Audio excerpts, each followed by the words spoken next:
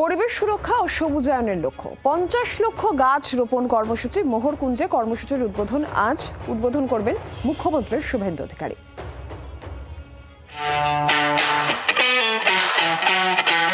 एक पेड़ मां के नाम। 80তম স্বাধীনতা দিবসে মাননীয় প্রধানমন্ত্রী শ্রী নরেন্দ্র মোদীর এক পেড় মাকে নামের ভাবনায় অনুপ্রাণিত হয়ে মাননীয় মুখ্যমন্ত্রী শ্রী শুভেন্দু অধিকারীর নেতৃত্বে পশ্চিমবঙ্গ সরকারের এক ঐতিহাসিক উদ্যোগ সবুজ স্বাধীনতা। কলকাতার মোহরকুঞ্জ থেকে শুরু হচ্ছে সবুজায়নের এক নতুন অধ্যায়। রাজ্যের 40,218টি গ্রামে ও শহরাঞ্চলে একই দিনে 50 লক্ষ চারাগাছ রোপণের লক্ষ্যমাত্রা।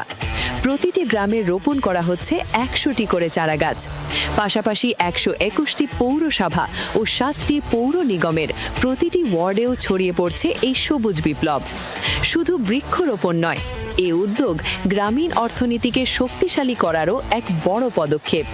ভিবিজি রামজি প্রকল্পের মাধ্যমে বৃক্ষরোপণ থেকে শুরু করে আগামী 2 বছর জিও ট্যাগিং ও নিয়মিত পরিচর্যার মাধ্যমে তৈরি হবে গ্রামীণ কর্মসংস্থানের নতুন সুযোগ। সবুজ স্বাধীনতা, প্রতিটি বৃক্ষরোপণ আগামী প্রজন্মের প্রতি আমাদের অঙ্গীকার।